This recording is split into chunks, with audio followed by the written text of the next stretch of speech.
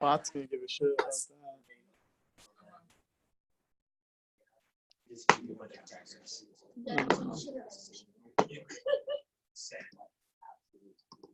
Sure.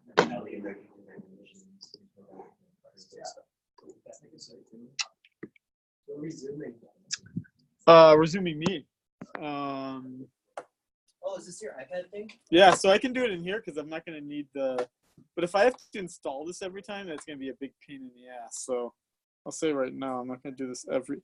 I still have to figure out the dynamics of this. Of 67402799972.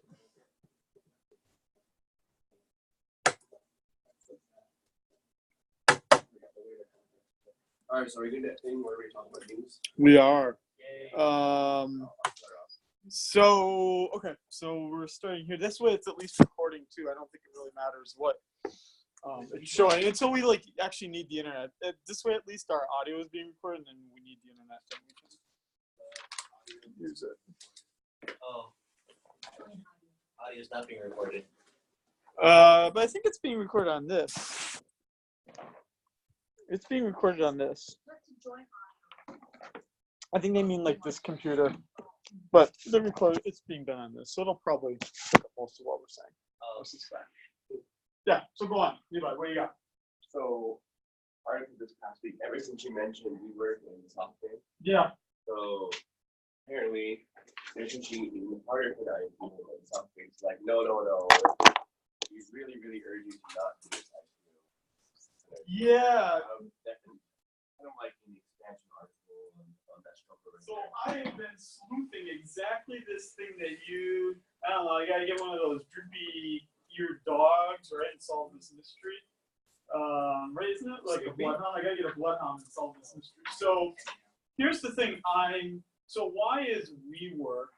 So just to remind everyone the story here.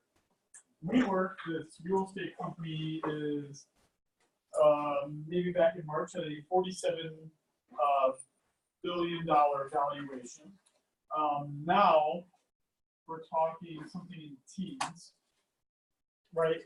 But the guy, Newman's really pushing it, despite the fact that it's a third in value. So you know something's already suspect. If the guy's like getting a third the price and he's still pushing for it to happen. SoftBank, which is the largest investor, is saying, dude, we're losing a shit ton of money if you go IPO at this point.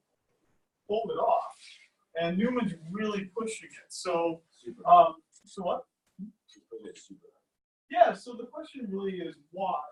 So here's the thing, is that, so this is the thing I've been investigating since last week when we talked about it. WeWork is losing more money per hour. I think it's losing something like, what was it? Someone can look it up. I may misremember. But I think it's $200,000 a hour. I think something in terms of losses. It's about. It's a pretty big amount losing per hour, which would mean that the only two things they can do at this point is either raise more capital. Was it 219,000? How much? 219,000 an hour. Yeah. Yeah. So $219,000 every hour, 24 hours a day, 7 days a week, right? Whole year long. So they can either do this IPO, get the money they need, and with that IPO comes the initial money, but also they have covenants in their loan facilities, which only are activated if they actually get the loans through. So until they do an IPO, they actually don't have access to all of the capital that they can have. Or they could ask for SoftBank to give them more money. That's the second option. Or third option, which really isn't an option, is just wait a little bit longer. And also the other problem is that Newman is Jewish and he's trying to get this done before Rosh Hashanah, which is on September 29th. Sorry, I'm not getting anti-Semitic here. But he's got to do it before Rosh Hashanah, because once Rosh Hashanah happens, he, as a person who is in the Israeli Navy, like he's Jewish, he's you can't touch money after September 29th for a pretty long period of time. So he's got to do this. He's got to get this done before the 29th of September. shoot, is like coming up here in like 2 weeks. And to do this all, he has to do this, what's called the road show. The road show means that he goes out there to all the big investors and says, does the story of, this is us, the company.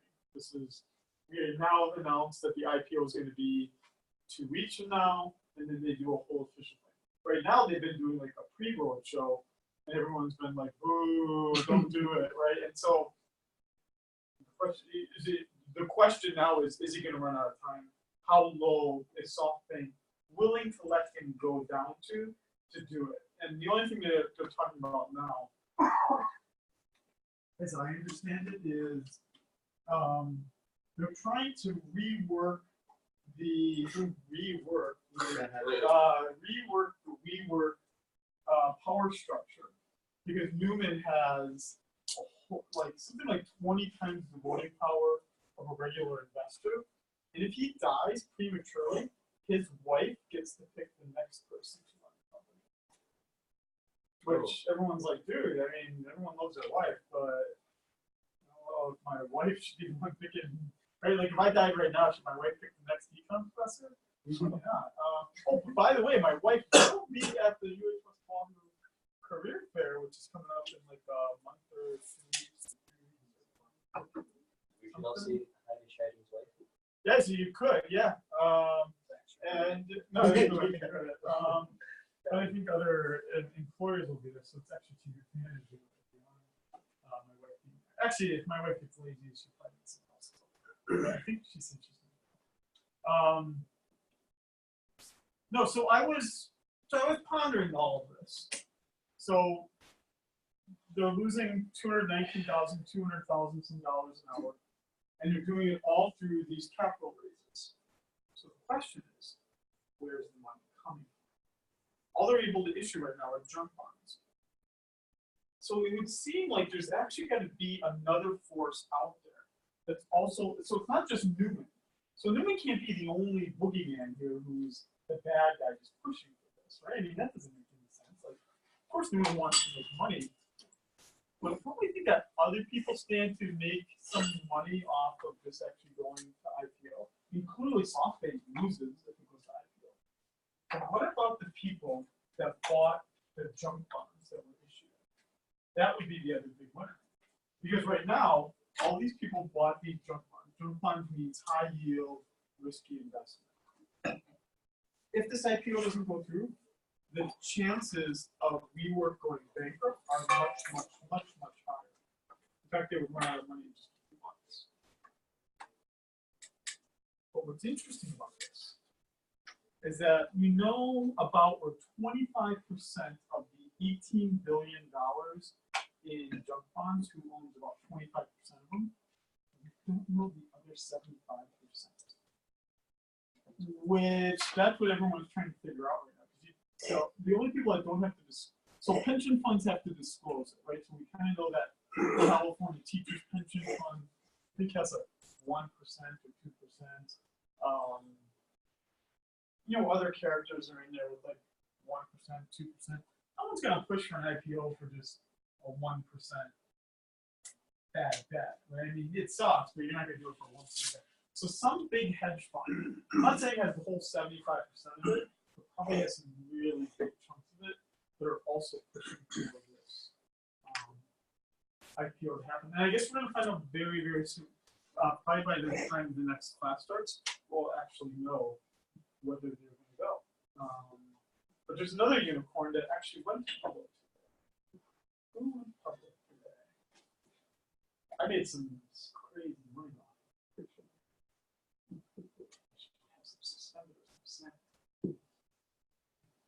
Smile Direct. Smile Direct. Actually, it was the worst IPO since the year 2000. So if you bought it at or priced at $17.3 a share, and then they said last night they would price it at 23. Everyone said, "Oh, it's gonna be a good price." They're like 23. This is actually going to be a pretty good company, and it actually is. Unlike the other unicorns, their path to profitability is actually a lot more palatable, a bit more understandable about how they're actually going to reach profitability. They're actually pretty close. if you don't know what it is, Smile Direct Club is a way to get around the history of it, going way, way back, is that 2 or 3 years ago, the patents on the retainers that we all had as teenagers, the patents on those expired, so now anyone can make a retainer. And so basically, these two entrepreneurs got together, got a computer, and figured out a way that we could scan a person's mouth, make something, and send it to someone, right, once a month. How often do you get them? Like what? Like it's like Invisalign, right? It's like once every 4 months or once every month. Right, so they got some postage costs. They've got the cost of making the thing, but when you're making them in that large of a mass, you're not, you're still gonna make some money on it. $23 a share. That was going to be, if it had actually priced at 23 and stayed at 23, it would have been the first $1 billion plus IPO that had actually made money after IPO. But it turned out that it lost about 25% of its value today, making it the worst IPO since the year 2000, which is the end of the tech. The official end of the tech bubble was in March of 2000. So it actually officially goes down as the worst IPO since March of 2000. But are you worried? No, I've made money. I've made a shit ton of money. No, I'm not worried at all. I'm happy. Yeah, I used some options hedging, and then I bought it at the right time. And in 30 seconds, I made man, it's not like a crazy ton of money, but I made on an investment out for like 30 seconds, I made $40. I mean, it was just kind of like going to Vegas and like putting it on red. So it wasn't like I gave it a lot of thought. And I don't think I'll hold on to it that long. No, but I mean, I think what is interesting about it is that WeWork and the Smile Direct Club, and this is really important. I'm not trying to emphasize the $40. It's certainly not that big a deal. The important point that comes from this actually is my concern, and I think the concern of a lot of other market watchers is the market actually looking at the balance sheet? Because if you look again, I'm not saying Smile Direct deserves 25%, but the balance sheet story is a lot stronger for Smile Direct than it is for WeWork.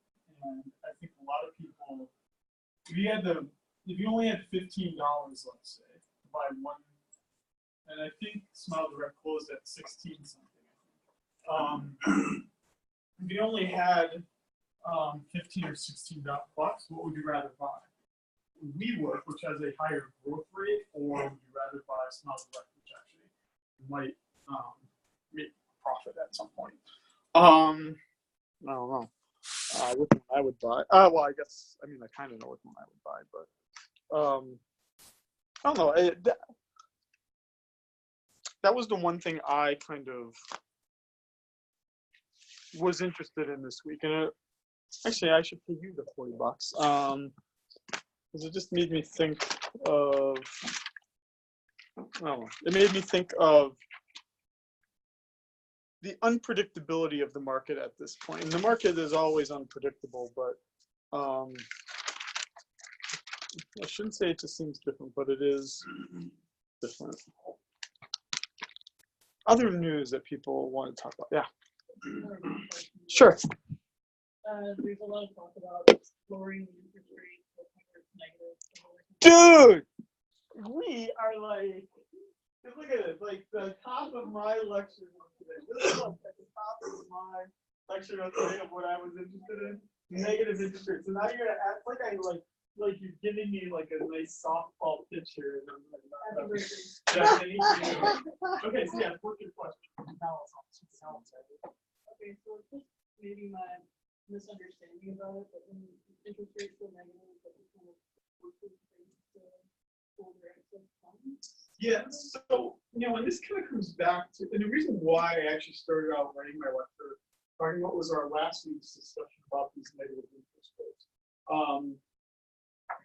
So let's just talk about how they actually work, okay? as I was thinking about this lecture, I didn't really even, in some sense, this is a lecture, but it's not the formal part of the lecture because it's not really following the syllabus. But let's actually talk about how they become negative, because when the promissory note is issued, it's not going to typically say, we agree to pay you -3%, right? I mean, promissory notes aren't written like that. But what they do is, so I bought this bond, it was about a year ago. It was issued by Queens Medical. I think it's paying 3% and some change. And I paid 102 for it. Meaning I paid 102 cents for every 100 cents. The way it becomes negative is that, right, the interest rate is not going to change. So it's only going to be 3% until this bond matures. But what's going to change, and what is changing, and now why I'm considering selling the bond, is that now I can make something like 110 or 111, 110 cents or 111 cents per 100 cents of that bond. Meaning, by holding that bond for a year, I made this pretty sizable amount. But now the bond itself has become negative because the interest payments, if this person were to hold the bond to maturity, are not going to be enough to offset the 110 cents per dollar. That's how it becomes negative. So 75% of all German debt issued right now is negative exactly that, where there is a positive listed interest rate on the promissory note, but the way the bond market works is that you can't bid on the interest rate. The interest rate's already in the note. You are bidding on the price you are going to pay for every 100 cents of the bond. Right? And I tried to ask my wife because I wanted her to look at the inventory, but I wanted to know, and then I was going to set up an account just to find out some other inventories. I had a Bloomberg terminal, I would tell you immediately, but I didn't have enough time to do it. But what I can tell you, is that right now there are 45 bonds out there, not governmental, not U.S. sovereign debt, but there are 45 either corporate issued or municipal bonds out there in the United States that are negative. There's 45. So probably, if I had to make a guess, and I'm not trying to cast aspersions because I'm really making a guess here. My guess would be it's probably Verizon, AT&T, ComEd, maybe J&J, Johnson & Johnson, maybe Procter & Gamble. It's going to be a commodity, household thing, or it's going to be a utility. Is my best guess. Now the question is, why would someone do that? Why would 75% of all German bonds, 100% of Austrian bonds, 100% of bonds in Luxembourg, meaning sovereign debt issued by the government, that all that is negative interest rate, why do you keep buying it? And the answer there is primarily that they're legally required to. The only ones that are buying it are the ones that are legally required to buy it. Pension funds, insurance companies, old grandmothers that don't exactly understand. The people who don't, right? People who don't understand and just want bonds. Like, I called my wife yesterday. She didn't get that bad a deal, but she paid 105 cents per dollar for a Hawaii bond that comes to 25. But that's also tax. It's also state tax rate, so there's a little bit of say. But we're not too far away from sovereign debt going negative.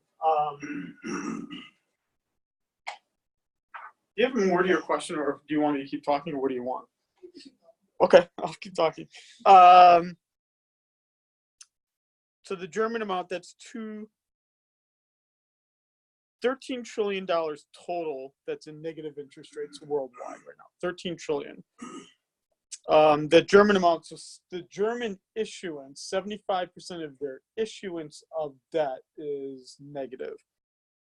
But the biggest culprit, the ones we should that are really guilty of this, are the Japanese. That's over 1/2 of the amount of negative interest rates are all coming from the Japanese. And really, what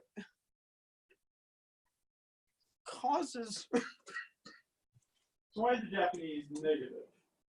Well, there is a consequence of the fact that it did all that stimulation for a very long time, for decades, and then they finally hit a point where with Abenomics and whatnot, where they needed to stimulate the government, the economy even further. But you were already really low, so the only way to stimulate it further once you're close to zero is to make it negative, which is then why, right, if we go,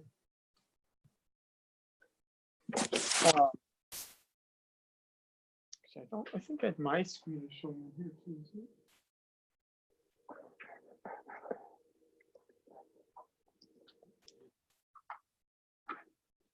Yeah, we'll see if it works. Wait, now where did my screen go?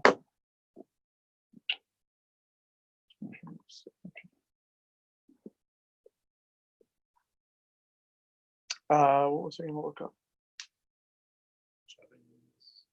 What did I say? Japanese debt, but I was going to say. No, the Trump tweet, which is also kind of what, I shouldn't just say Trump tweet. Yeah, so, yeah, exactly. Well, I guess I could watch something that's 39 seconds long here. Is it just going to read it? Is that what you're just going to do here? I would hope that's doing more than that. But what can you do in 39 seconds? No, you can say, I love you. See? Romance isn't dead. But it is here. Thanks, Captain Obvious. Don't hate like their trip. Book yours with Hotels.com and get rewarded basically everywhere. Why are you here? Why are you here? Why are either of you here? I can't skip it, so we're stuck watching it. I really just better be worth it. Isn't second-guessing the need for more stimulus is President Trump. He's been tweeting this morning. Let me show you what he said. The Federal Reserve should get our interest rates down to 0 or less, and we should then start to refinance our debt. Interest costs could be brought way down. He continues, the USA should always be paying the lowest rate. No inflation. It's only the naivety, of Jay Powell and the Federal Reserve that doesn't You allow really us to think do that what Trump other used that countries word? are already doing. A once in a I don't think he lifetime used opportunity naivete. that we are missing because of I think quote, someone wrote it once. I'm sorry, Trump. I mean, I'm not criticizing the guy. If you like the guy, that's absolutely fine. I don't care what your personal opinions are.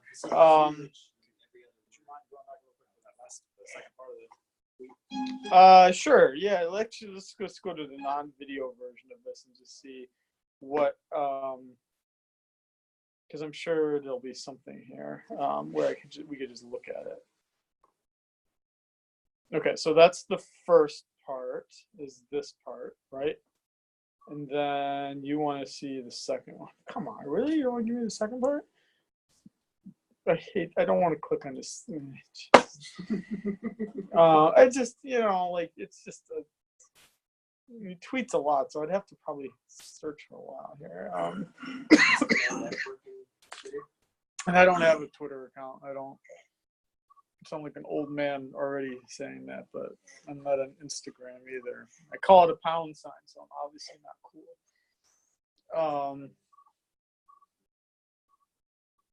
Dude, and I'm happy doing it. It's not like I don't know that Twitter doesn't exist. It's just I choose not to.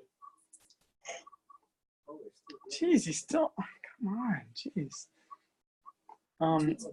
He really does. This is a lot of work. This is.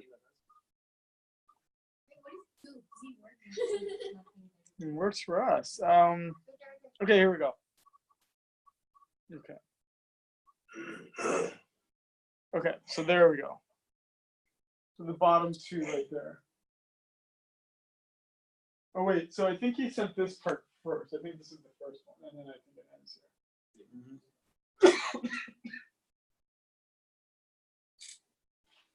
I'm assuming.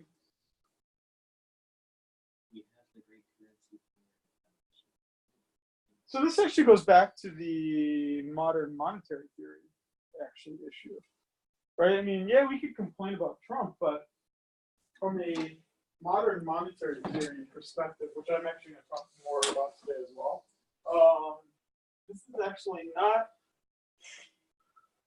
The only critique you really can make about this is that you don't trust the guy to do the policy. But again, the thing that for me has made it such a, I would say, eye-opening experience these past 2 weeks about this whole theory has been my presumption that the Fed should always be trusted more than politicians is there is no foundation for it. There's nothing that I mean, to be a Federal Reserve official, you already have to be kind of politically connected to already get to that position anyway. So it's not like they're like, priests walking around, right? I mean, it's not like their hands are just as dirty as everyone else's. So it's not like they're the innocent and are going to instantly. But I mean, the problem here that I would then say, like, why do I not trust this guy? Thank God, I thought I was. Geez, something had better happen this last week.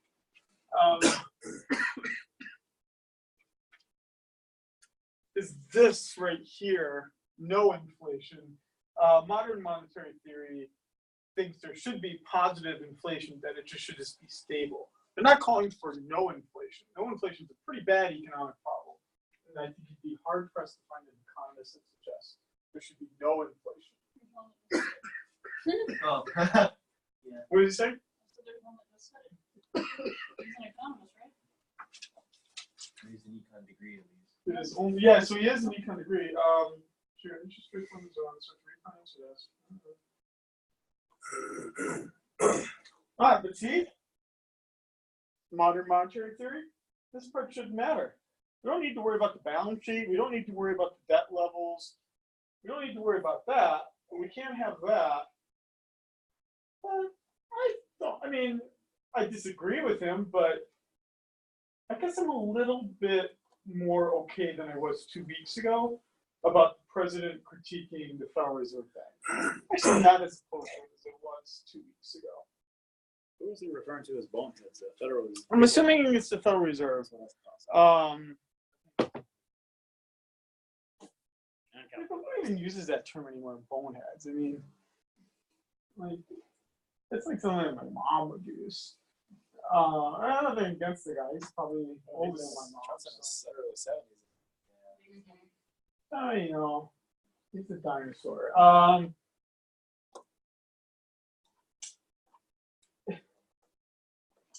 So on this topic of the negative interest rates,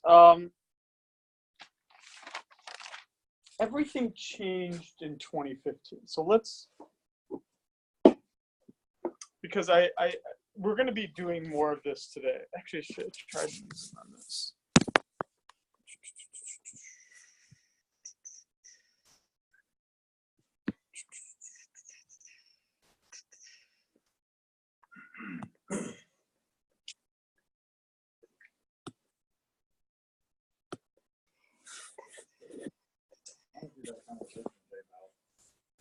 Yeah, and he doesn't. He's not required to. No.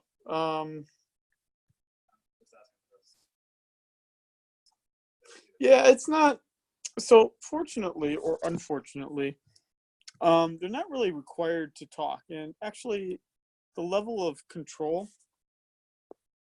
that he has over Powell, the Federal Reserve Chairman, is actually pretty low. I want to share my screen.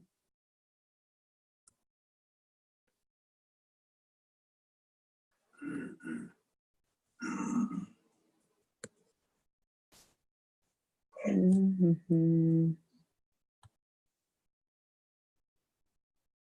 Mm-hmm. Mm-hmm. Okay, so let's see here. So if I do that,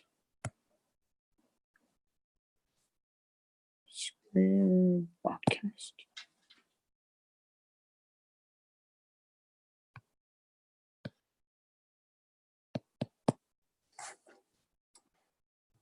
No, it didn't work. Okay, well. Where? Oh yeah, there we go. Okay. So what I'm looking at here.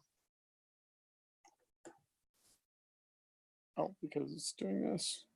Well, now I can't use that screen. Oh, see, this is good. This is why I gotta work this now. Otherwise, you'd be screwed here in a little bit. I think. Yes. Okay. Got it. Okay.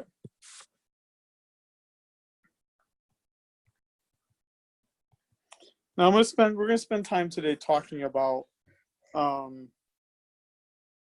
these, but I'm just gonna pick. So I'll do longer dated.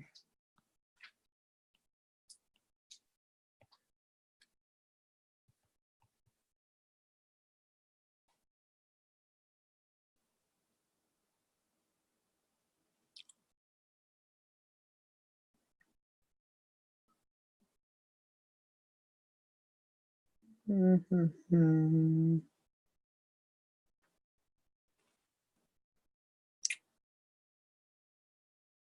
No foreign government. No,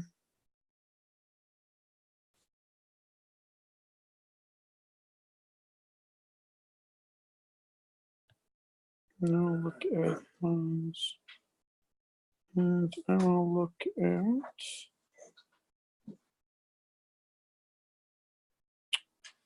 Yeah. Okay, let's make it easier. Let's go back to here. Sorry. So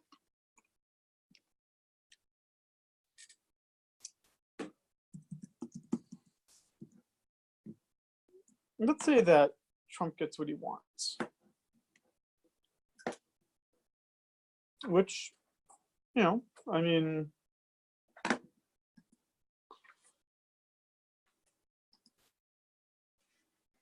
couldn't be all bad, possibly. And let's look at the 10-year note. Can you only get it out 3 years? No, that's unfortunate. I want it longer. Sorry, is that the yield curve? Yeah. So if this were going back a little bit, well, maybe they do on finance. Google.com. No, sorry. I'm going somewhere with this gang. Don't worry.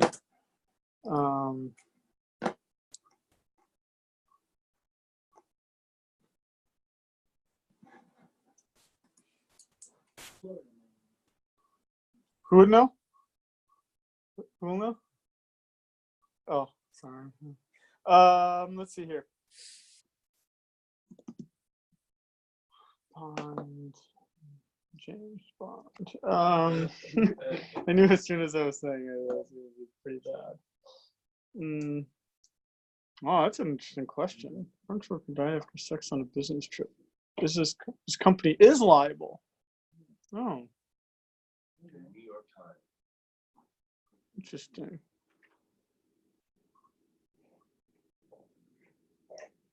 Okay, I can't find it, but 2015 is the big year where things start changing here. I mean, obviously 2019, if you look here at the start of 2019, if you put money in bonds, you've lost quite a bit of money. And you're an active investor in bonds. Are you referring to junk bonds or No, bonds in general. bonds in general? But this is also part of the problem. The reason why we have to care about negative interest rates is what if I'm not an insurance company?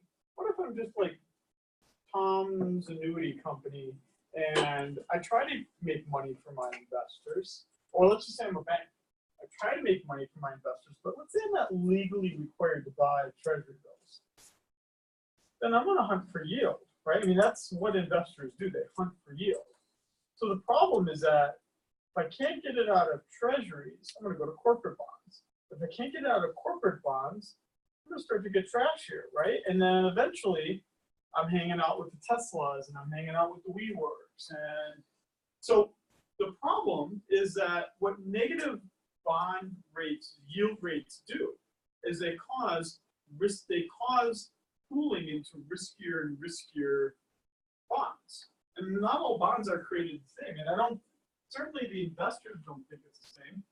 But remember, they are a servant to many masters. And even especially for like, again, that's not necessarily like a pension fund, but like a hedge fund. A hedge fund has to get investors to invest in it. They can lock them in for a while, but they can't lock them in forever. And then they've got to say, you know, we're going to get you a 5% rate of return, 6% rate of return, 7% rate of return.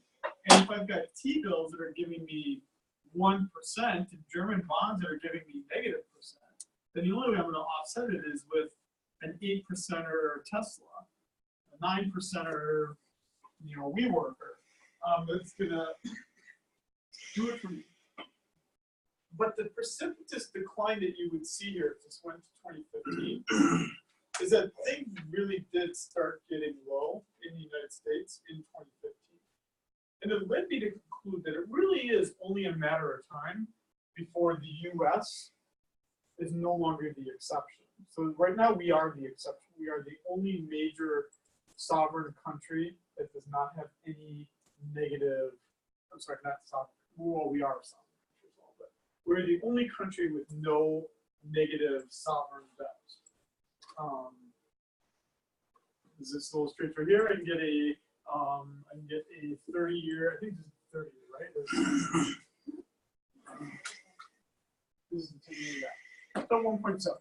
I think it's 2.4 on the 30-year, and then so on and so forth. It's only a matter of time, and really it's probably coming faster than we think, because what happened in 2015 was quantitative easing, and that really did change everything. 2015 was the beginning of interest rates starting to go up by the Federal Reserve. In 2015 was that point in time where we're still doing the quantitative easing, which means that there's this attempt to continue to put some money into the economy and lower the long-term interest rate. It's only going to take a minor recession or Trump bullying Powell to lower the interest rates further. And as he lowers the interest rate, then it puts downward pressure on those. And I don't know when that happens. And if I did, I'd make a lot of money, right? I mean, I don't know when it will happen, how fast it will happen, but it is with certainty that it will happen. I'm pretty certain. I can't say 100%, but if Powell's we're gonna have a recession at some point, and it has to happen at some point. Whether it's 1 year, 2 years, 5 years, a bajillion years, at some point it will happen. And if interest rates are still where they are right now, it will go down further. And there's not a lot of room to go here before this becomes negative. And this goes back to the MMT, the modern monetary theory that I was talking about earlier. Because in modern monetary theory, really kind of what the point of that is as well is people really care. People respond to the interest rate in terms of their consumption and investment, right? I mean, Keynesians want to suggest that we do to some extent, the neoclassicals say we do to a large extent, but the reason why the Keynesians say we might not to a complete extent is based on psychology, right? Based on how we feel. And the modern monetary theorists take that to another step and say, actually matters a great deal how people feel about it. Let me make sure that I'm still recording here.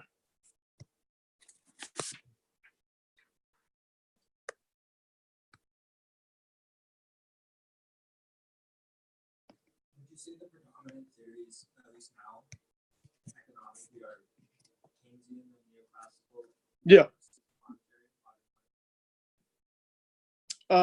Right now, the dominant theory really would be, I mean, and I wrote this down because as I was trying to think about this, the dominant is either the real business cycle model, which is like the Charlie Plosser kind of type of macroeconomics, which comes from Keynesian and neoclassical. So real business cycle is what you'd see by the Charlie Plosser. He's from the Philly Fed.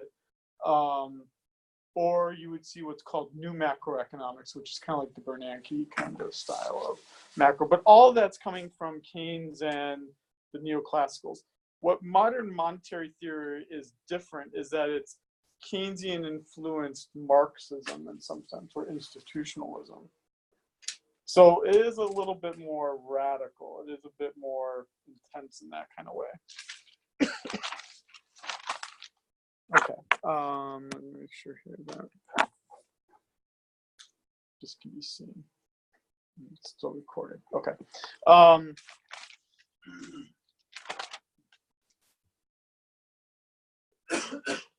I want to see, I took a note here.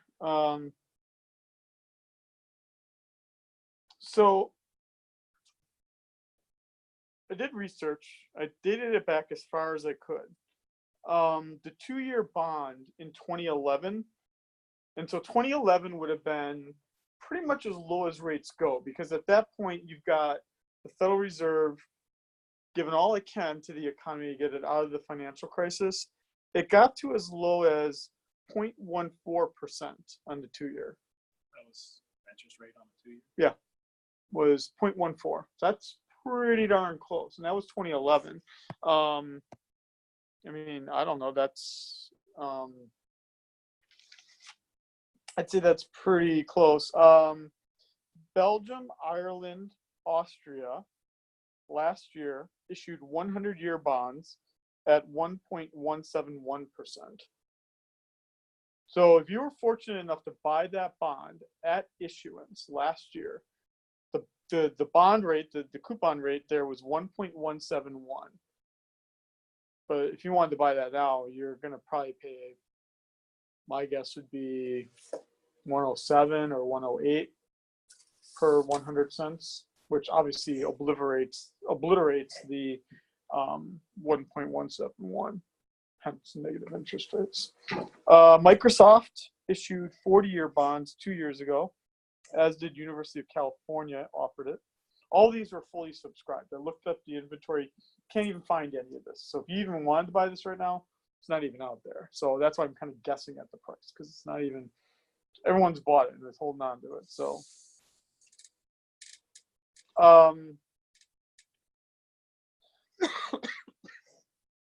there's only one way in which this is not a bad story.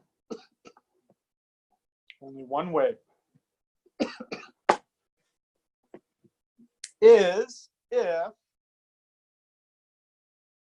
interest, sorry, not interest rates, but you say it earlier. Well, I guess that's pretty cool, huh?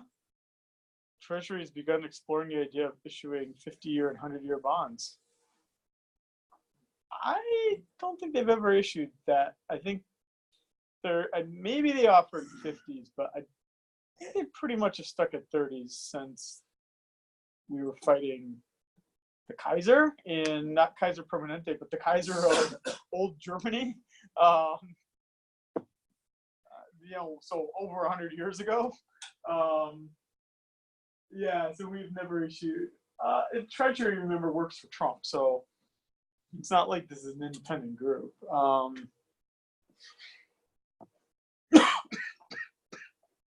mean, it's easy to see this and be grumpy because the U.S. is the biggest bond issuer out there, and we're paying a higher interest rate than Germany, Japan, Austria, Luxembourg. And obviously we have to, as taxpayers, be the one paying the interest. But aren't they valued more because of that? Well, yeah, but the government doesn't see that value because they already got paid when the bond was issued. So actually, only investors are making the money off of it. But remember, go back to the very first day that I lectured. Who is it that primarily owns U.S. debt? We do. So if we actually go like really low in interest rates on it, we're actually making ourselves worse off when it comes to Social Security. We're making ourselves worse off when it comes to like pensions, which are linked to that. We're making ourselves worse off when we think of all the other interest rates that are attached to what the value is of the T-bill. And the only way that that makes any sense at all, negative interest rates, is if there's actually deflation rather than inflation. So if there's deflation, negative interest rates would be good for all of us. Because if there was deflation, meaning that prices are going down, we'd still be making most of the original issue price from when it was in that higher period. I'm just not, it's just a very scary to make the inflation rates that low. And if you look at it, this one we keep going pretty easily. Then again, we'll play around with here, but. And what I'm all saying here, it was planned, so it's not like I'm just talking off the top of my head here. Do you hear that Trump's talking about cutting Medicaid, Medicare, and Social Security? I'm sure he doesn't think that any of them should exist. I mean,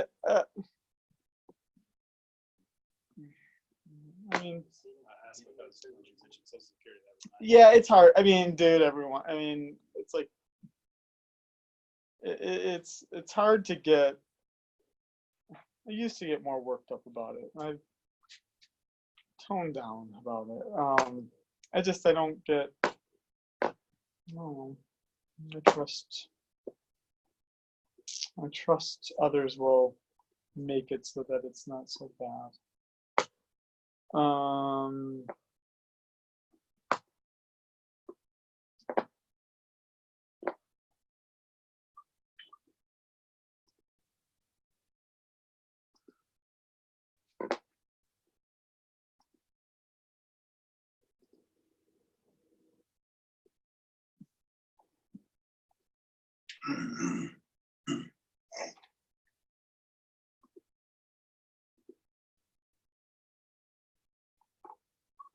So I made this very simple graph here of inflation since I started collecting data in the 1940s.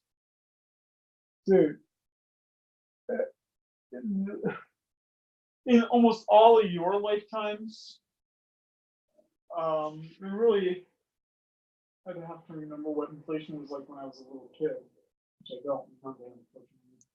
Dude, we've all lived a pretty sweet life where it's basically been hovering around 2.5% or less since most of you have been born.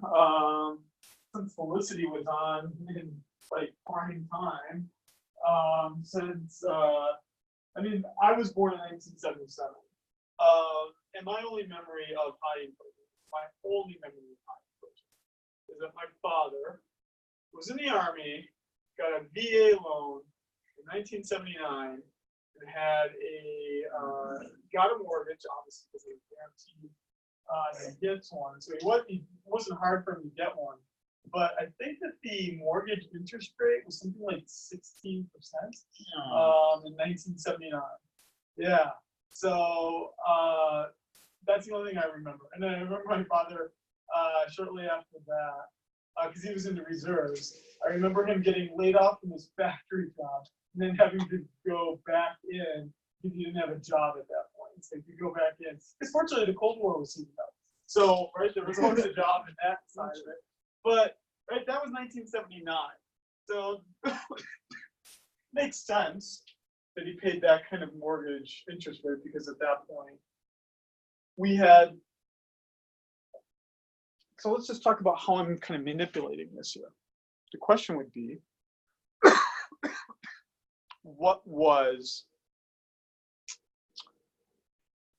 why do we see that peak? Let's look at this.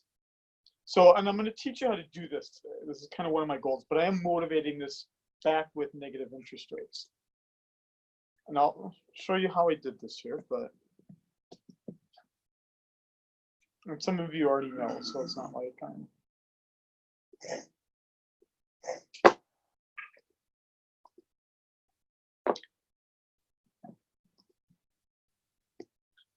What if I graphed out that same graph with inflation, which is blue, but now I added a line that's red?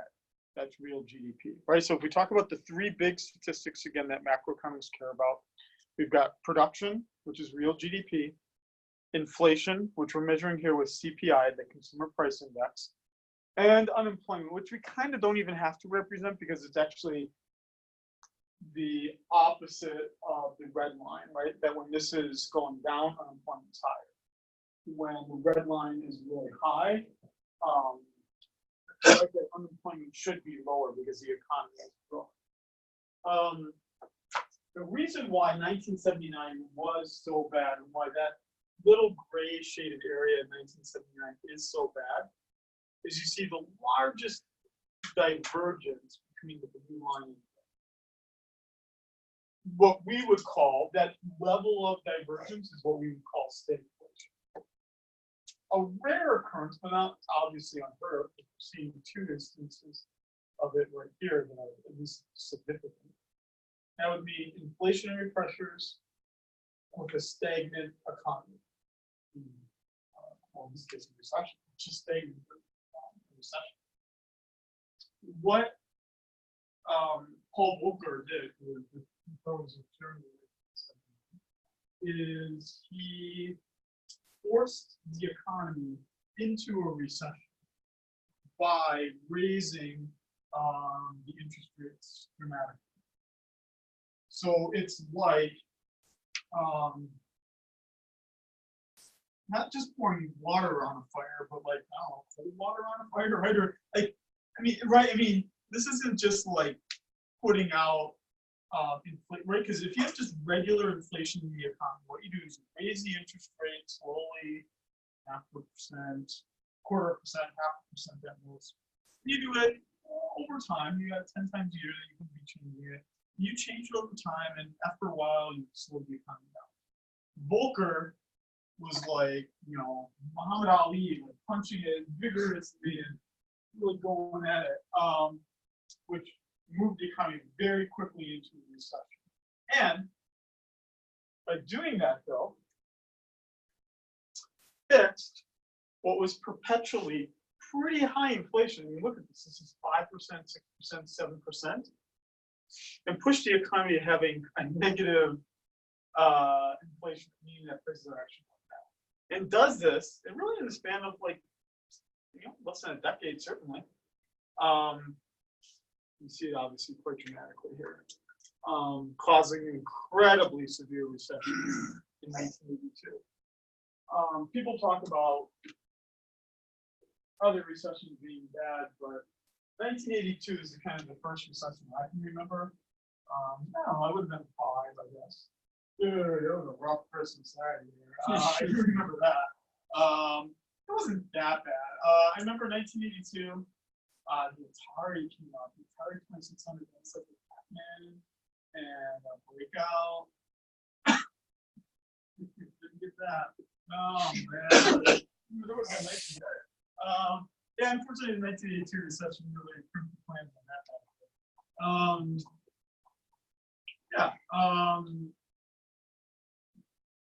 You basically then start to control, and you look at that then. 1979 is when you reach your peak of the prices, and that by 1982 would be my best guess. You've gone from 13% to 3%. From that, right? If you follow the blue line from a pretty high number there, in 1979 to what we have historically seen since then. Really since 1982, certainly for all your lifetimes for the most part, that, yeah, I mean, we're all in grateful gratitude to Paul Volcker, who's still alive, there. He wrote a pretty interesting memoir earlier this week, so if you're interested in that kind of stuff. He wrote a pretty interesting book. He is like 6'4", 6'5", or no, 6'7", 6'7", 6'8". Really tall guy. Really, really tall. Some Kansas. So, the question that this all goes back to the modern mind is the Fed's done a pretty good job in terms of controlling inflation. And the question really is, if we go back to modern monetary theory, is who do we trust? Do we trust the Federal Reserve or do we trust the federal government? Started writing this out. I'm transitioning here a little bit. Oh, sorry. Before I do this is one little aside. So I wrote down 3 things here. One is unimportant to us, but I just thought it was interesting. The Forever 21 bankruptcy actually pushed the number of retail closings up to the highest point since the last recession now. There was a really interesting article, if anyone's interested in these kind of like things to buy kind of thing from the stock side. Groupon. So you can buy Groupon shares right now, GRPN, for less than, it's about $3 a share. But the big story is that they're actually considering buying Yelp, which actually works out very well because, right, the same people that go on Groupon are also using Yelp. And Groupon's got the money to buy it. And Yelp's for sale because that age group's pretty old still for Yelp. Right, everyone's gone to Instagram. So, so the rumor is that you might be able to make some money if you time it right. If Groupon does go through the Yelp acquisition, that the share price at $3 a share, it's kind of like buying a $3 lottery ticket at this point. Oh, and then there was this thing that really bothered me. And Cody, you and I have been talking about this one for a while, I think. And I did talk about it too last year. Remember when we were talking about Pacific Gas and Electric going bankrupt? So apparently San Francisco wants to buy its assets in San Francisco, the city. So San Francisco, the city is going to get in the power business. It's going to own the lines.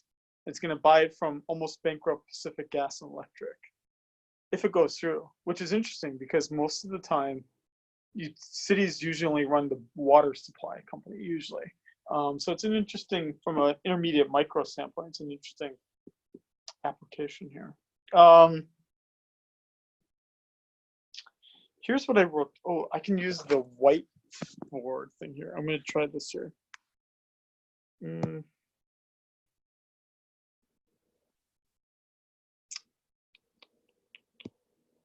Start podcast.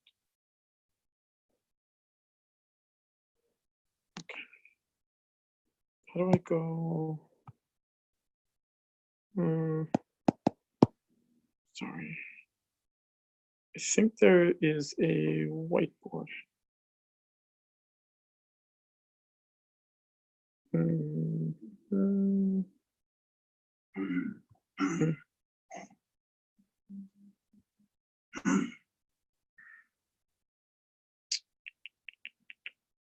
Sorry, I'm just learning how to do this, so you're tolerating me for a second. Okay. For which one? SDC, or is it SDC? Smell Direct Club. I think it's SDC. It's like, should be 16 something a share. Don't worry. I'm sure you're not worried. What is it? I think it's SDC.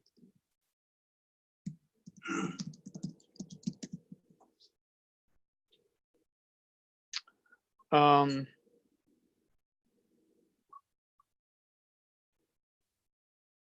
there's the one at 500 Al Moana, but did slide 28%. Yeah, but I think it's SDC.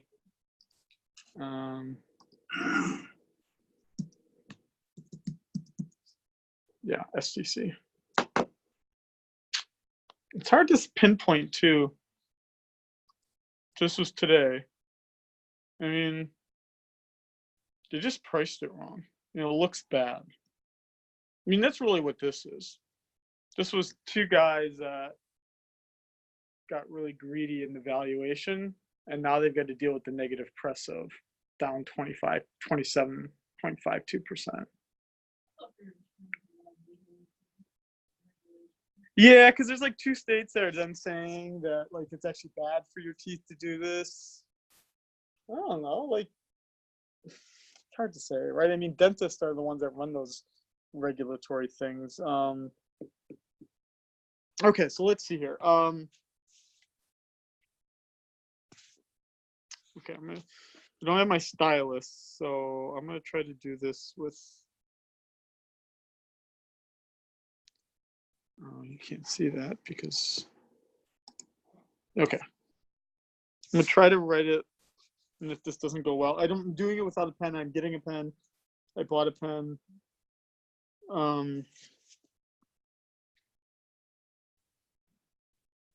I'm using my finger, so.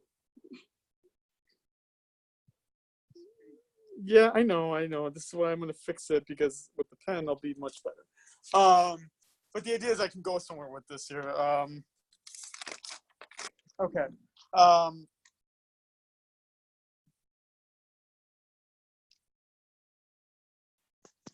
If we think about what MMT really represents, so I'm kind of transitioning now from the negative interest rates part of the discussion to now back to MMT. I'm going to finish up MMT.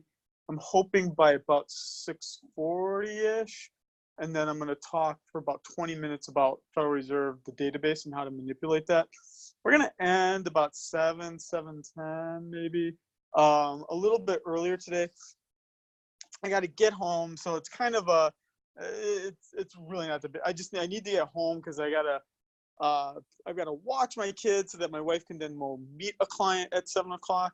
So my in-laws can do it for a little bit, but they can't do it for that long. So so we're gonna have no break, but we're gonna be out a little early, and I'm still gonna feel like I didn't shortchange you here. Although you might feel I did. Modern monetary theory. So whose error do you trust is what I'm trying to write here. And what they're really, so if I hold it sideways, then it will do that way. Okay, and then I can get rid of me. Okay. Well, now I can't write. Wait, oh, did I do this every time?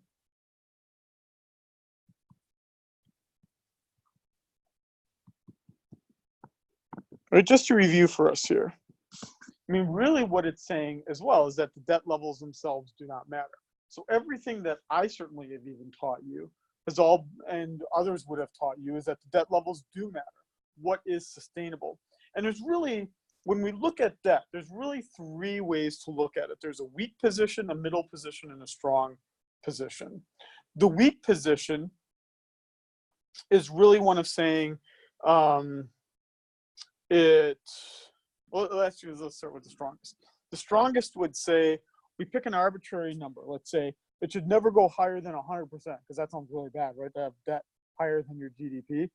So like you see these sometimes where it's like 100% or 80% or 70%. You pick some, I don't want to say random number, but people pick a percentage, and then obviously if you exceed that, you're like, right? That's too bad. Then others are, let's say, the middle position. The middle position would be one of saying, as long as you're able to,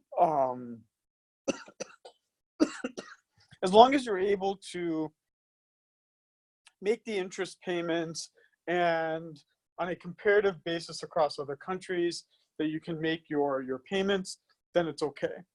And then probably the weakest position is that we don't really have any concerns about this as long as we are controlling the inflation. You know, debt levels can presumably rise to infinity.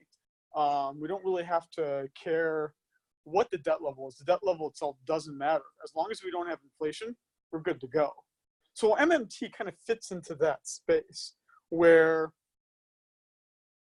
I mean, the debt level is good to know, I suppose, but with these three different definitions of what the debt to GDP ratio should be, MMT clearly falls in the weak position where we're just saying we don't want it to go to infinity.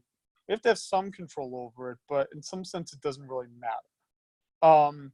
What matters is what the inflation rate is. So who can we trust to control the inflation amount?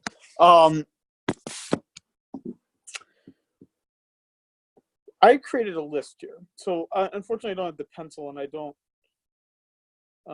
but I did create this list here. Let me do the video.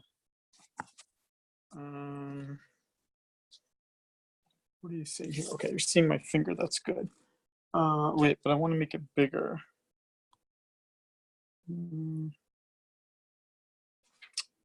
Switch camera. There we go. Why read this if I can show it to you possibly? But you can't see it because it's so small. I'm still learning this. I'm sorry. Some people wouldn't care though, so let's remember that. I do actually care. And again, I am going to scan these as well, so don't think like this is the only time you're going to see it. I'm just going to scan them in mass rather than every week, unless you really want to see this every week. But this was my list, as well as I could make it here.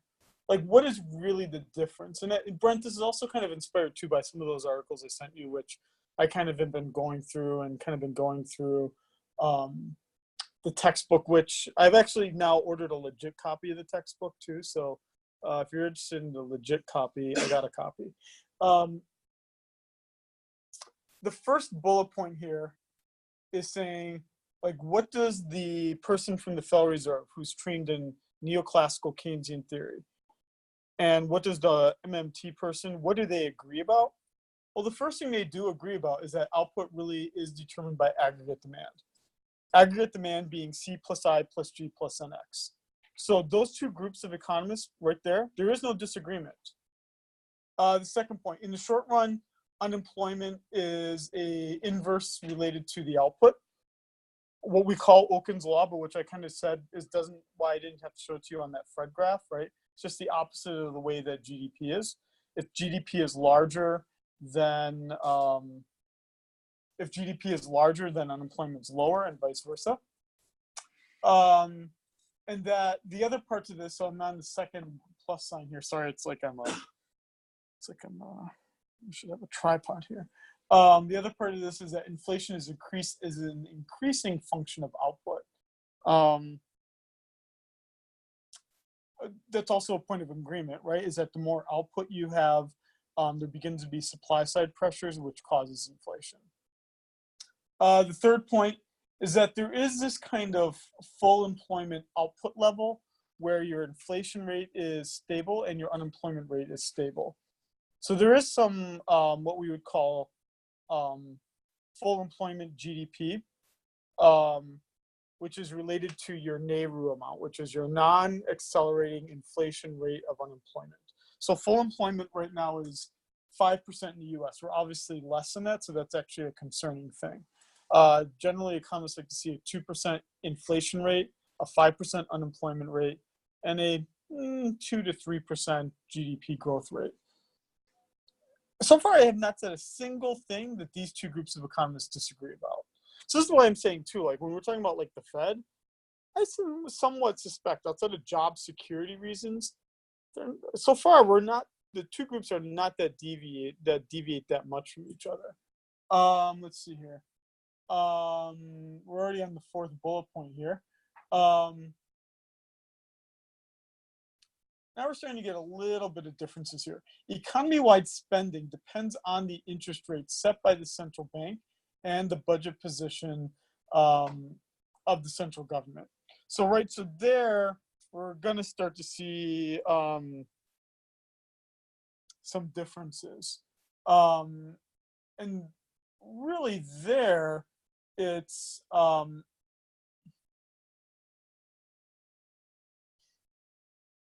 it's a matter of degree, I guess, is what I should say. It's not that they disagree about the matter of degree to which they're related. And the last point is probably the most important to us because we're talking about policy here, is that when there is an output gap, meaning there's a recession or there's super hot growth,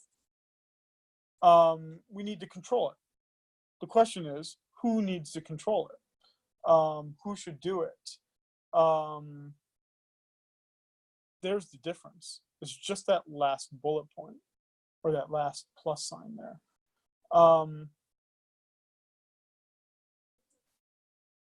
The last plus sign, that the modern monetary theorists, MMT, and the mainstream economists, what I'm considering the Keynesian neoclassical synthesis, agree that the central target for macroeconomic policy is a zero output gap, meaning we don't want a recession, we don't want super hot growth.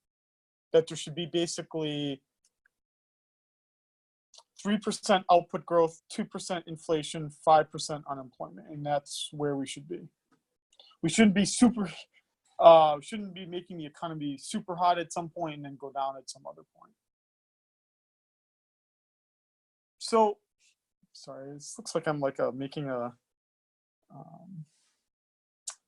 the Blair Witch Project. I don't know how else to describe it. It is the Blair Witch Project. Actually, what I could do, no, I can't. I don't know how to do it yet. Oh man, gosh, it's gonna make Econ 130 pretty fun, huh? When I gotta do this in front of them every day. You guys are more understanding. Imagine 40 first years, dude. They'll be like, It's okay, they're not paying attention. that's probably right. They're gonna probably be Instagramming about it anyway. What? I do, but you know what the problem was last week? It was taking like forever to set it up. I probably was spending like 20 minutes trying to set it up, and then I finally just didn't remember my password. And I was like, fuck it. Like, and I was like, I can use this, and now when I have the pen, I'll actually be able to write stuff, and I'll get better over time. I mean, today is not obviously, Yeah, I am, and this is recording, so everything I am saying is being recorded too. So I suppose and this will be scanned as well, so we should be able to catch everything. I don't have to take a Dramamine and not just get it. Exactly, yeah. Or you could be miss class and you'd be able to, or I could make one of you have to stand here super straight. And, I haven't scanned them yet. So once I scan them, I'm gonna post them to Lalima. No, I didn't. But they're in here, so they're all in the same legal pad. So I just have to do it. You want me to do it? I mean, I'll do it if you tell me to do it. If you're like, yeah, absolutely, sure. I mean, no, if you're saying like, do it right away. Otherwise, I was just gonna wait till the exam gets closer and then post them. I was looking for like last week's one because I know you said last week you're gonna do that too. I just haven't done it because it's all here. So, and I didn't think any of you are prepping for the exam. Yeah. Is it what? Yeah. I don't think anyone else is in there. Someone's in there watching. I think it's me, and I think it's the termites. Okay. So I'm using this right now for its audio abilities. Okay.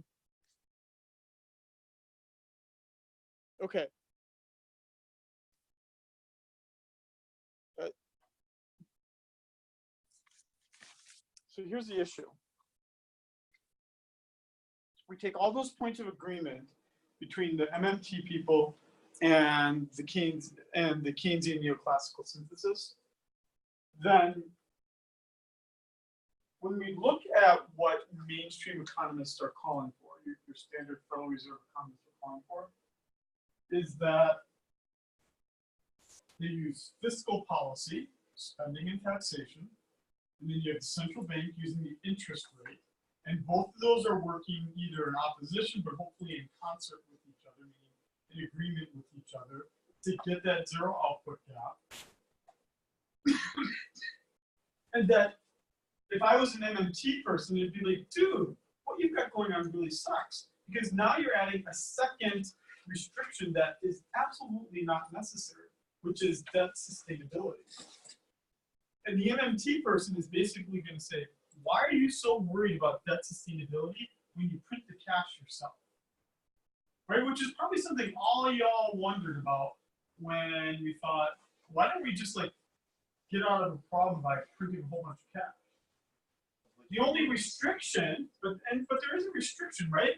So it's not like we're like printing cash and we're drunk and just going to town, because we still need to worry about inflation, right? So inflation is the check on whether we've overdone it or not. We've overdone it if there's high inflation. So as long as, so the barometer there is that we get all like hot and bothered about 20 trillion in debt. We get hot and bothered when the inflation rate goes above, pick your number, 2.5, right? So you could say my threshold is 3 or 4. If it's that bad, we gotta stop printing so much cash, which means that I now need to control my fiscal policy because I can't print as much cash as I used to. Doesn't sound unreasonable to me, at least. Okay, so what this means. I didn't bring the pen, so I'll have to read this. I don't, I guess. I can try to show you this. I'll sit, so maybe I can be more steady in holding it. Wait, sorry. This is like really, okay. Here we go. Okay, I'm gonna try to hold it steady. But again, I am gonna scan it, but this is just so that we have something to work with here. That basically we have 2 instruments and 2 targets. That we have the output gap. So again, output gap is, do I have a recession or do I have a super hot economy, right? And again, we're trying to aim for 0 output gap. That's right, just a chugging along economy, right? And then we have our change in the debt ratio. And that's basically going to be determined by the 2 targets here. The fiscal position, which is a fancy way of saying, are we running a deficit? Do we have a surplus? What's our debt situation look like? And then the interest rate. And really, when you think about it, if you've got 2 instruments and 2 targets, we're just applying 1 target to 1 instrument. And really the debate between MMT people and mainstream economists are, which do you assign to which? I mean, in its simplest way, that is really what this comes down to. And that typically, if you took intermediate macro with me, or even just macro, we assigned the interest rate, we assigned the interest rate target, the output gap target to the interest rate instrument, right? We change the interest rate to get the economy to a certain point. Agree? Yes, right? That's monetary policy, right? Change the interest rate to get a certain output level. Would you agree with that? Yeah? Okay. Well, what happens if I, wait, pin the video? Will that keep it? Anyway.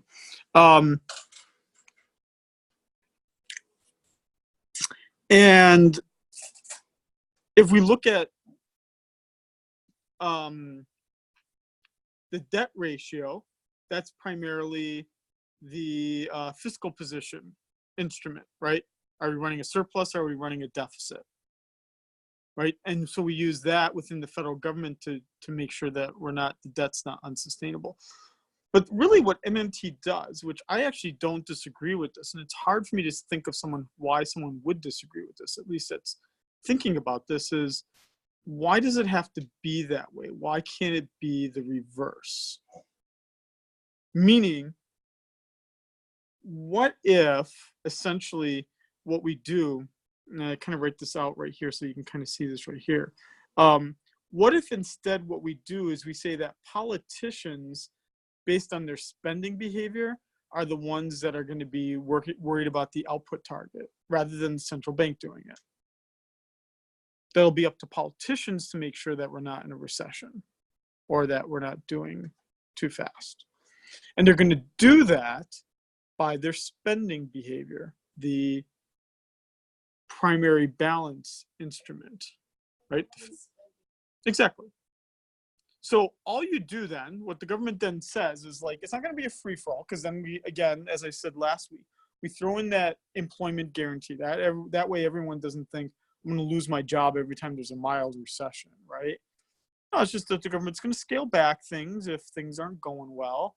They'll stimulate the economy enough in other ways, right? So it's not that the government's going to spend less money, but they're not going to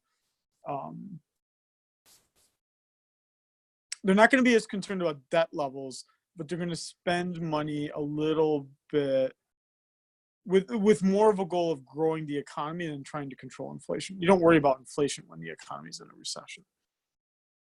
Sorry. Okay, here we go.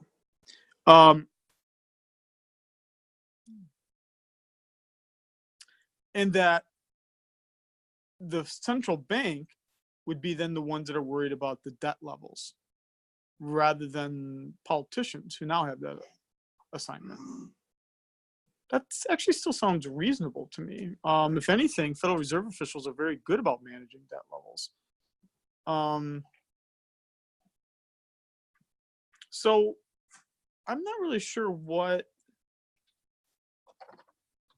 the debate is here, I guess, at that point.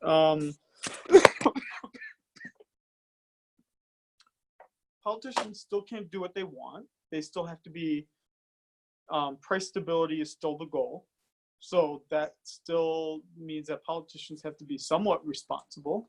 Well,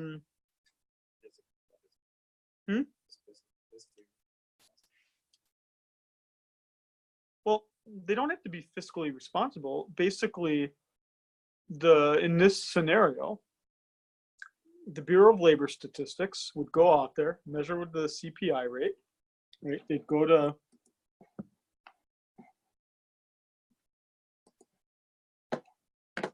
I already got rid of it. Anyway, my really cool chart, that I don't know why I just got rid of it, but, or did I, no, I didn't have it on there. Anyway, that really cool chart I had about how the,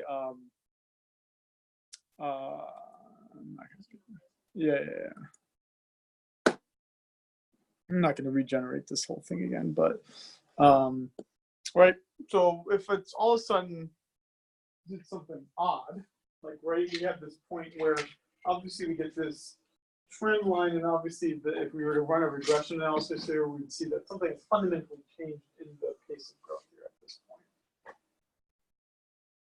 So from an MMT standpoint, debt levels did become unsustainable here, which they actually did. The government did spend too much money.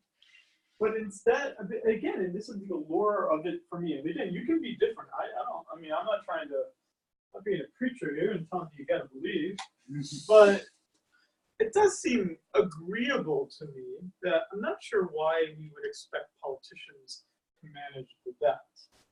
And certainly the debt is not pushing them to act responsibly, right? What the debt level isn't pushing them to act responsibly.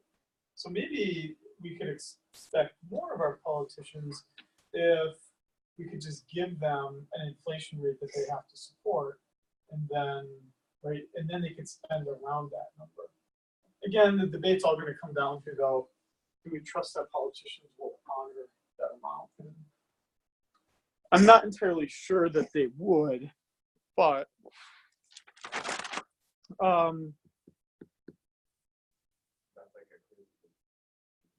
yeah, that really is the only criticism of why someone would say, I don't believe MMT. The only reason why they would say that is because they would say, I don't trust politicians. It take a long time. What you raise is a good point, but there are still enough lags with monetary policy, especially if you don't think that people are as responsive to interest rate changes, that you still have some pretty significant lags, even with monetary policy. It really does. I mean, I thought that this chart right here, I think is really the guy. If you understand this part, 2 instruments, 2 targets, and the way that we assign them, that's really the best way to understand the difference between MMT and mainstream, is who's responsible for each. Oh, sorry, you can't see it, and I'm showing it to you that way. Sorry, someone just said something.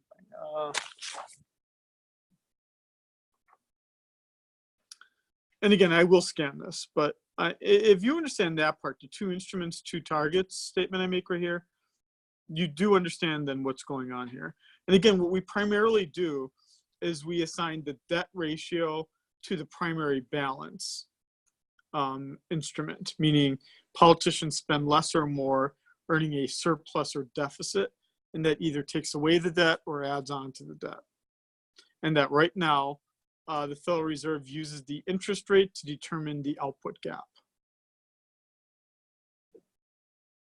And so MMT, shockingly, just says, what if we did the reverse? So this is current, right? Right now, Right now, primary balance is assigned to change in debt ratio. Interest rate is assigned to output gap. Interest rate output gap, that's the Federal Reserve. Primary balance, change in debt ratio, that's the federal government. So it's just saying, what if we just switch it up? Which the only thing I can think of, which is like bad, but it really is has anyone ever seen the Family Guy? I probably have to go to YouTube to do this one. Is anyone in here a Seventh-day Adventist? I didn't really know much what they are. I mean, I'm Catholic, so we don't really play around too much with this kind of stuff. But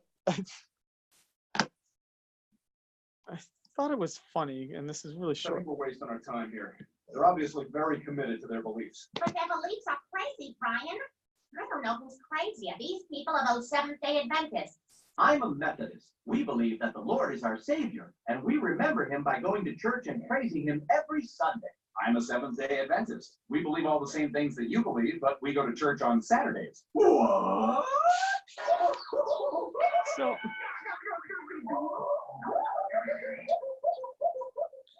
and I guess that was the only thing I could think of, like with this kind of thing, like, I mean, MMT isn't that revolutionary here. It's just really just changing. It's not as extreme as that kind of thing, right? It's not just like a small change in the day of the week, but and I'm sure there's other changes, there's other differences as well. But that really is what it comes down to: is who do we trust, and who are we comfortable with having a certain task? I mean, it really does. I mean, I'm sure that as I get even deeper into it, I'm sure MMT is even more complicated than I'm making it seem, and I am obviously simplifying it a lot for all of us to understand it, but this seems like what it comes down to. No, so far, that's what I've seen. Sorry, primary balance. What is the official definition of that? Primary balance would be what is your level of surplus or deficit on an annual basis for the federal government. So obviously right now we're running a deficit. And by running a deficit, that contributes on the other side to a debt ratio that's even now more unsustainable. Balance is like cash balance? No, just the balance is expenditures versus tax revenue coming in. Okay. Uh, I'm sorry. I mean, what was it like a very general balance. well, it's just me taking my total revenue and then subtracting my expenses. And if my expenses are obviously greater than my revenue, I have a deficit, which is now going to contribute on the other side to a debt that's higher.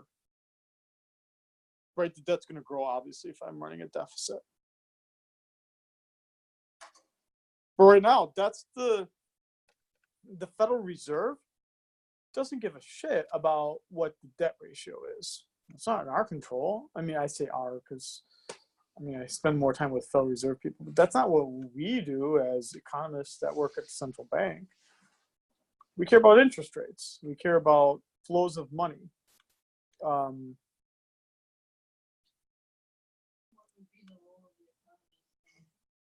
manage the debt ratio, to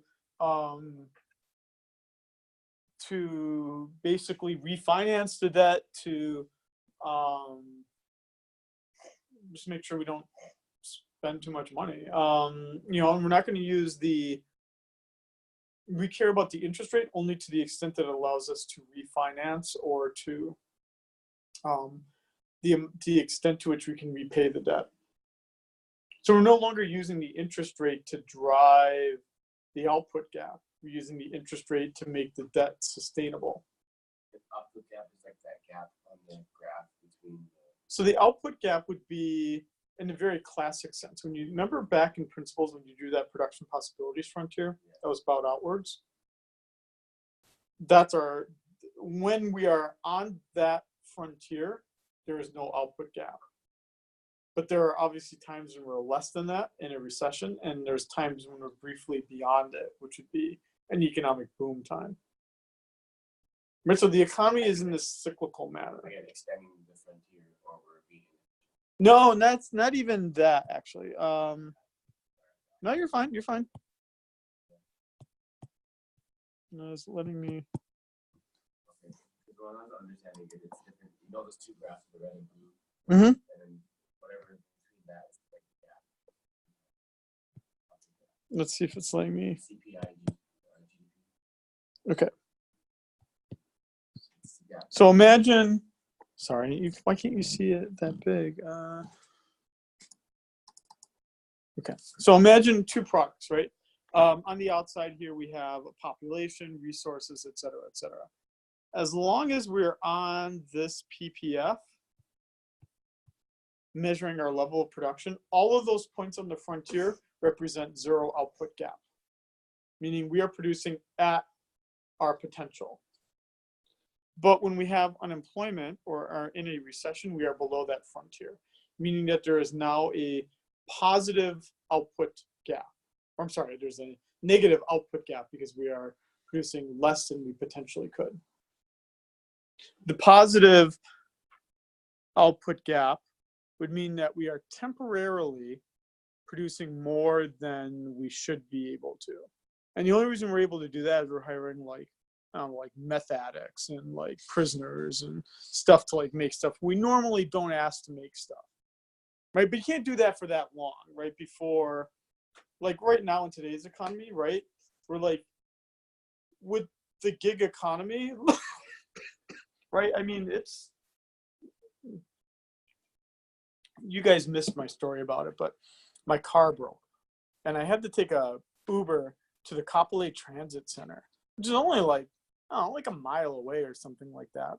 But I was going to ride the bus back to town because I live in town. And the bus is only like $2.75. And I don't think I'm all bougie. I can take the bus just like the next guy. So, I was taking the bus. But I didn't want to walk the mile to the Kapolei Transit Center just to catch the bus. So I was going to take Uber there, right? Because to take the Uber all the way home was like $60 or something like that. I'm not bougie at all. I'm certainly not that rich that I can drop $60 on an Uber. The Uber to go the mile was like $8. Dude, I mean, I can do that. Like, I can swing that. It should have been more expensive than that, if you think about it, right? That it's like 9 at night on campus. It's only like cats here at 9 o'clock at night. That I could go on my app and I could say I wanted to ride. The car came in like 5 minutes. Ed came in his big 4Runner, picked me up and took me there, and I was able to make the bus. And I'd only left here like 10 minutes beforehand, right? That I'd actually requested the ride, and I still made it to the bus in time. And the whole thing cost me only $8. And I talked to the guy, and in that short span of time, he said it was his first ride that had been requested in an hour. He'd been waiting at the mall for a ride for an hour. No one had asked for a ride. Where I'm going with this is, dude, it's obviously his third job. He also does the Bite Squad thing. He does Uber Eats, Uber, and then he's got a regular job during the day in town. So, dude, 3 jobs, right? I mean, that's clearly pushing the economy beyond where it should be. And the only reason why Uber would hire him is because he's actually not paid that much, right? Uber doesn't pay him very much. I don't pay him anything at all if he's not getting a fare, which is why you should tip your Uber driver, even if you think that you shouldn't. You should tip your Uber driver. Did any of you drive for Uber? No. I just don't think I could do it. I like to make friends, but I don't want to make that many friends. So yeah, to go to your question, Levi. So our output gap is the extent to which we deviate from that PPF. Typically, this amount is measured by the Federal Reserve, and then the Federal Reserve is the one responsible for using the interest rate instrument to get us to the squiggly line. All that MMT says is that we use fiscal policy, meaning the primary balance, deficit surplus, to do this government spending or the government not spending to get us to the squiggly line, to get us to our zero output gap. Does that make sense? Does that make sense for everybody? What? I'll say it again if you want me to say it again. I happily will. It says that I won't say it. Right, so you spend money for people to either work more or less, or do more or do less to get to the PPF.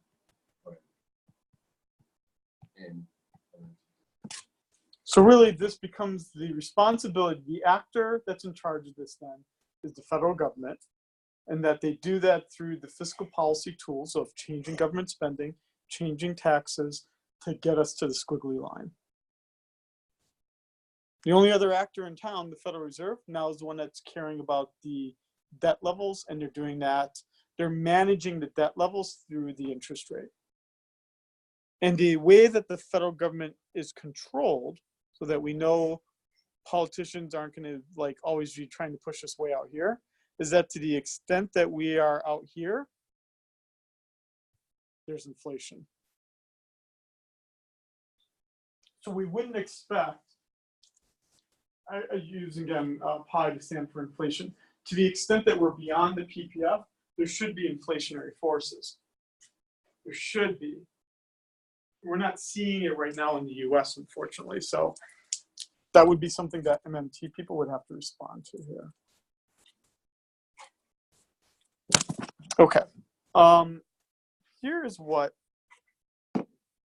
we are going to be doing here over the next 4 weeks, 5 weeks.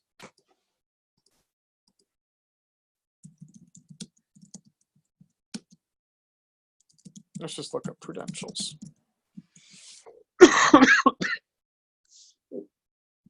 All the Federal Reserve banks, all the financial firms, all would do these economic outlooks. What an economic outlook consists of is that you look at the primary macro statistics, GDP, unemployment, inflation, and you forecast the immediate future of how you think things are going to be. So let's just look at an example here.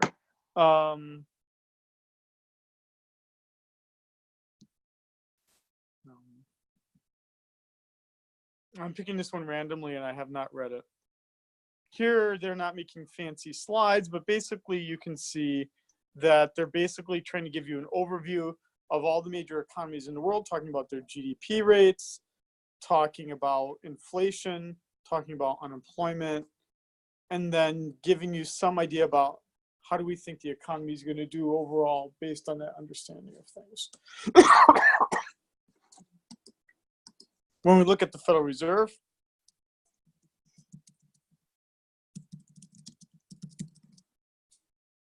I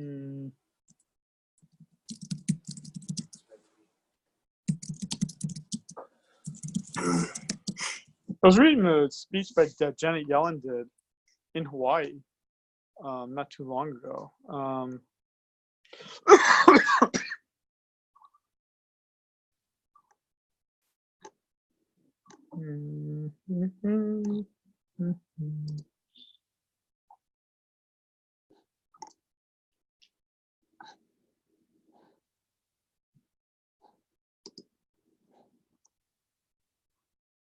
Same kind of thing here. So Federal Reserve, same thing. Looking at the data and forecasting and making some conclusions. that's what's going to be expected of you basically a month from now. So what I want to basically focus on during this month is using primarily the Federal Reserve tool, FRED, to allow you to capture the data that you want to capture, do a little bit about how do we forecast things, and then from there, that you can make some predictions about what the economy would be like a year from now. Now, obviously, you don't have to make good predictions because we already talked about economists makes really crappy predictions. So your predictions actually really don't matter to me that much, what you actually are predicting.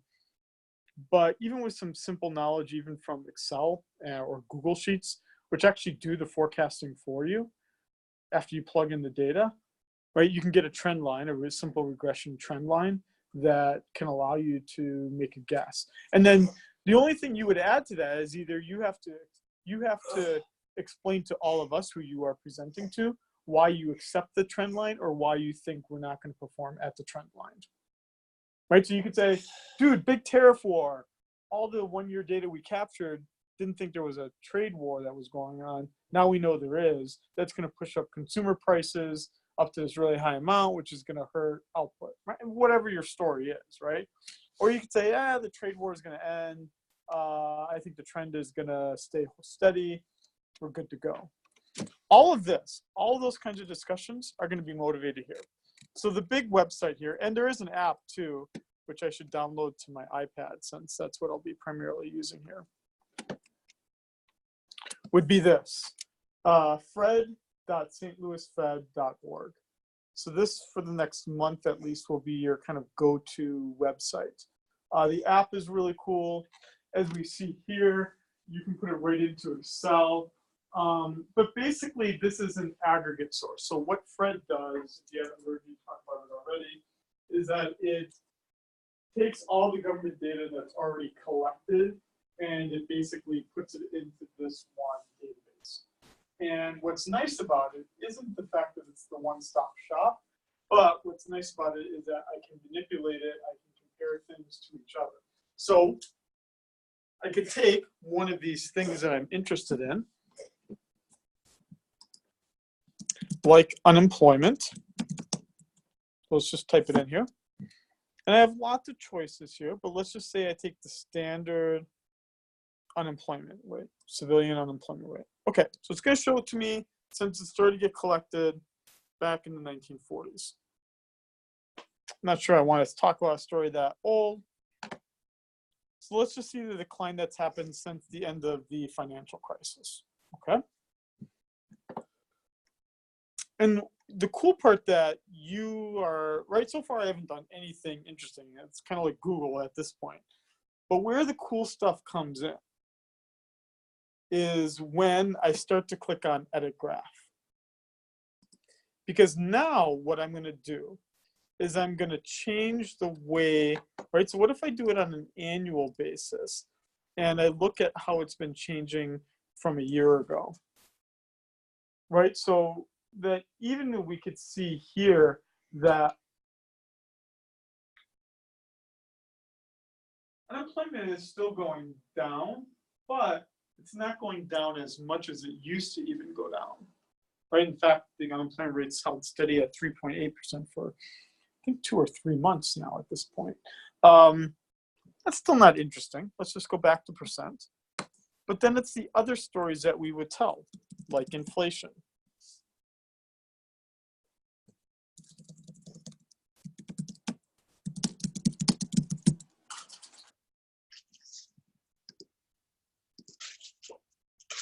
So you see what I did there was I added a line, and now I'm going to display a second piece of data with this. Now I'm not trying to create causal relationships, but this is where I could start to tell a story about how those two data pieces are connected to each other. Now again, I'm going to walk you through this to some extent, but the idea too is that, dude, you know how to use Google, right? And there's YouTube videos made about how to do this. You can come to my office and ask me how to do this. I don't want to make this a weird, creepy tech thing where I'm just going to spend, you know, all day talking to you about how to manipulate data. It's not, this isn't rocket science here. I started all of my fun stuff I've been doing here with Edit Graph. And then I basically changed how the data was going to be represented. And now I'm kind of focusing on adding that line. So right now I've got 2 lines going on. Now the problem here, right, is that I'm representing one as a percent and the other one as an index number. So I kind of want to make them the same, right, if I want to be able to make some comparisons.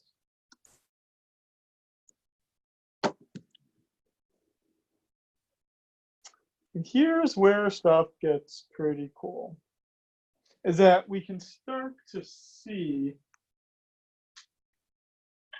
something that we've never seen before, which is, sorry, I don't want the percent change this way. I want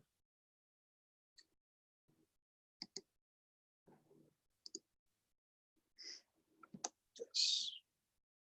You press copy all to make that. So it's the same, you make the units the same, exactly. So the problem I had before was that in the beginning was that I was representing one by the index and the other by the percentage change. So if I copy to all, now both of them are going to have compounded annual rate of change. Because the typical story that we tell is that during a period of high unemployment, there's very low inflationary pressures because there's lots of workers out there, or lots of people out there willing to work, so you don't have to bargain up wages that much because no one's working. Or on the other side here, right, that you get these periods of time where inflation gets to be pretty high, and then we start to see increases in the unemployment rate because, right, as inflation goes up, workers become more expensive. I just stop making as much. This is the harder one to explain here, right? Is that this is really, really low, right? I mean, even here, at least it was a measurable amount. And we're probably not even seeing this great because of the time period we're looking at. Let's just get rid of this. I mean, what would we tell about the story here? Is that, I mean, in some sense, what if I also added on to this the percentage change in the amount of the money supply? That would also create a really interesting story to this because we pumped a lot of money into the economy and we still haven't seen the inflation. So what we're going to do here the next 3 weeks, 4 weeks, is we're building up to a project. And this is what I'm going to start to post. I'm going to post, but you can start looking at some of them. But I'm going to post for you a PowerPoint template that you can use or not use. You don't have to. But basically, it's going to be a template that you're going to add the charts to, and you're going to tell us the economic story. And we're going to start this all next week with me doing the first presentation. So I'll do it. I'll do the presentation for you, walk you through how I created it and why I'm making the predictions I am, with the hope that then we spend the time basically training you how to make what I made so that when we get to the middle of October, you're able to create that product and then present it to the rest of us. That's our end goal here of what we're doing now, kind of going forward. That means that when I do that presentation, I'm going to have to teach you a little bit more about, again, GDP, CPI, unemployment, but I don't think that's going to be too tough here. But it's the ability to make the forecast that goes back to this idea of how do we make money off of knowing what we know. My predictions about Smile Direct Club was that even if there's a recession, I'm not convinced that the data suggests that I think the elasticity for orthodontia is closer to 0 than others think it is. Meaning that even if there's a recession, people might just not go to the orthodontist, but pick the inferior good of Smile Direct. It's considered the inferior good not because it's worse, but because you probably had to pay mostly out of pocket for it, right? You didn't use like Delta Dental. Did Delta Dental pay anything for it? Exactly. So the idea would be, even if you became unemployed, but you still wanted a good smile, you would still probably use Invisalign or Smile Direct rather than. I don't know why I'm picking on you always now for my good smile. I'm definitely recording, and it'll actually be better because I'm actually going to have a pencil. And if you wanted to log in at the same time, you could. But dude, you're going to be in Vegas. You should be like at the tables. No, you're supposed to be making money. While the rest of us are gambling. Are we allowed to do that thing where we like give you money and tell you to gamble for it? I don't trust that. Is anyone giving you money to gamble for them? Just keep it. Yeah, exactly. Like exactly. So you're gonna miss it. Don't worry, because I'm gonna make the presentation, but it's gonna be like this too, where at a minimum you're gonna have my voice. I'm working on how to get the screens captured well, but I think it's gonna be a lot easier with the pencil that things are gonna be captured. But at least you're getting my voice. You'll have the presentation. We'll be able to cover it. Okay. I'm gonna end it there. We are good to go. I really am the only one that has the homework. I'm gonna make the presentation for next week. Give the presentation, and then we'll work. My idea again is that we work backwards from that, and then it culminates with the middle of October, where you then produce the exact same thing. Okay, we got it done. I mean, it's always good to read.